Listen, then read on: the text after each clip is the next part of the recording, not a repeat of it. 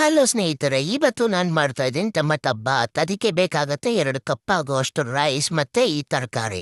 ಮೊದಲಿಗೆ ನೀವು ಆ ರೈಸ್ನ ಚೆನ್ನಾಗಿ ತೊಳೆದು ಸೂಪ್ ಮಾಡಿಟ್ಕೊಳ್ಳಿ. ಜೊತೆಗೆ ಒಂದು ಚಿಕ್ಕ ಮಸಾಲ ರೆಡಿ ಮಾಡ್ಕೊಳ್ಳೋಣ. ಅದಕ್ಕೆ 200 ಗ್ರಾಮ್ ಆಗುವಷ್ಟು ಟೊಮೆಟೊನ ಕಟ್ ಮಾಡಿ ಹಾಕ್ಕೊಳ್ಳಿ. 8 ಎಸಳು ಬೆಳ್ಳುಳ್ಳಿ, 1 ಇಂಚಷ್ಟು ಶುಂಠಿನ ಹಾಕ್ಕೊಂಡು 7ರಿಂದ 8 ಲವಂಗ ಹಾಕ್ಕೊಳ್ಳಿ. ಚಕ್ಕೆ ಒಂದು 4 ಪೀಸ್ ಹಾಕ್ಕೊಳ್ಳಿ.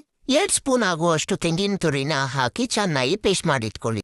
2 ಟೊಮಾಟೊ, 1 ಆನಿಯನ್ ಈ ರೀತಿ ಕಟ್ ಮಾಡಿಟ್ಕೊಳ್ಳಿ. ಸ್ಟವ್ ಮೇಲೆ ಕುಕ್ಕರ್ ಇಟ್ಬಿಟ್ಟು 2 ಟೇಬಲ್ ಸ್ಪೂನ್ ಆಯಿಲ್ ಹಾಕಿ, ಜೊತೆಗೆ 1 ಟೇಬಲ್ ಸ್ಪೂನ್ ತುಪ್ಪ ಹಾಕಿ. 2 ಬಿರಿಯಾನಿ ಎಲೆ, 4 ಲವಂಗ, 4 ಹಸಿಮೆಣಸಿನ್ಕಾಯಿ ಈ ರೀತಿ ಕಟ್ ಮಾಡಿ ಹಾಕಿ, ಇಲ್ಲ ಅಂದರೆ ಸಿಡಿಯತ್ತೆ. ಹಾಗೆ ಆಗಲೇ ಕಟ್ ಮಾಡ್ಕೊಂಡಿರೋ ಅಂಥ ಆನಿಯನ್ನ ಹಾಕಿ ಚೆನ್ನಾಗಿ ಫ್ರೈ ಮಾಡಿ. 1/2 ಸ್ಪೂನ್ ಆಗೋಷ್ಟು ಕಸೂರಿ ಮೇಥಿನ ಕೂಡ ಹಾಕಿ, ಜೊತೆಗೆ ಕಲ್ಲುಪ್ಪು 1/2 ಸ್ಪೂನ್ ಆಗೋಷ್ಟು ಕಲ್ಲುಪ್ಪು ಹಾಕಿ, ಅಥವಾ ನೀವು ನುಣ್ಣುಪ್ಪಾದರೂ ಹಾಕ್ಕೊಳ್ಳಿ, ಅದು ನಿಮ್ಮ ಇಷ್ಟ. 1/4 ಟೀ ಸ್ಪೂನ್ ಅರಿಶಿನ ಪೌಡ್ರು ಚೆನ್ನಾಗಿ ಫ್ರೈ ಮಾಡಿ. ಫ್ರೈ ಮಾಡೋದಾದ ನಂತರ ಹಸಿ ಬಟಾಣಿ ಅಥವಾ ನೆನೆಸಿಕೊಂಡಾದರೂ ಹಾಕ್ಕೊಳ್ಳಿ. ಆವಾಗಲೇ ಮಾಡ್ಕೊಂಡಿರೋ ಪೇಸ್ಟ್ನ ಈ ಫ್ರೈಯಲ್ಲಿ ಹಾಕಿ ಚೆನ್ನಾಗಿ ಫ್ರೈ ಮಾಡ್ಕೊಳ್ಳಿ.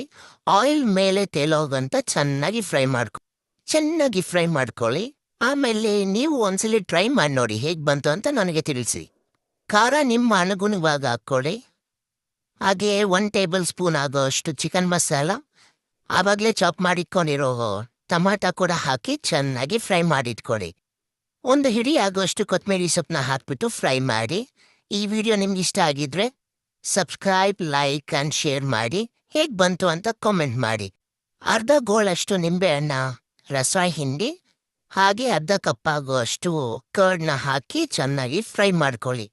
ಚೆನ್ನಾಗಿ ಫ್ರೈ ಮಾಡ್ಕೊಂಡ ನಂತರ 2 ಕಪ್ ರೈಸ್ ತಗೊಂಡಿದ್ದೀನಿ. ಆ ರೈಸ್ಗೆ 4 ಕಪ್ ಆಗುವಷ್ಟು ನೀರು ಹಾಕ್ತೀನಿ. ನೀವು 1 ಕಪ್ ತಗೊಂಡ್ರೆ 2 ಕಪ್ ಹಾಕ್ಕೊಳ್ಳಿ, ಇಲ್ಲ ಅಂದರೆ ಪವಾಡ ಆಗುತ್ತೆ. ನೀರು ಹಾಕಿ ಚೆನ್ನಾಗಿ ಮಿಕ್ಸ್ ಮಾಡಿ ಒಂದು ಕುದಿ ಬರೋವರೆಗೂ ಚೆನ್ನಾಗಿ ಕಾಯಿಸಿ. ಅದಾದ ನಂತರ ರೈಸ್ ನೆಂಚಿಕ್ಕಿರ್ತೀರ ನೋಡಿ, ಆ ರೈಸ್ನ ಹಾಕಿ.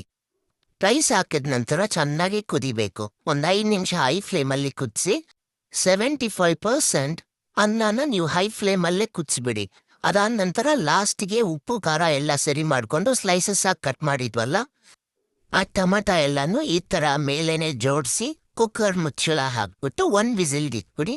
ಈಗ ರೆಡಿ ಆಯಿತು ನೋಡಿ. 1 ವಿಸಿಲ್ ನಂತರ ಈ ಥರ ಇದೆ ಟೊಮಾಟೊ ಬಾತ್. ತುಂಬ ಜ್ಯೂಸಿಯಾಗಿದೆ, ತುಂಬ ಟೇಸ್ಟಿಯಾಗಿದೆ.